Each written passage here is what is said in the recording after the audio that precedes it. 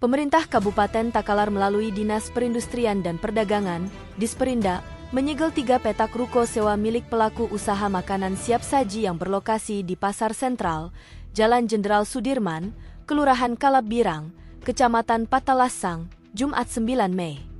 Penyegelan dilakukan setelah pemilik usaha tersebut menunggak pembayaran sewa ruko sejak tahun 2021 hingga 2025, dengan total tunggakan yang kini mencapai ratusan juta rupiah.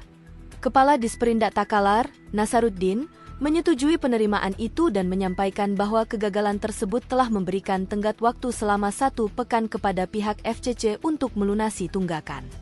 Diketahui, harga sewa 1 petak ruko sekitar 20 juta rupiah hingga 25 juta rupiah per tahun.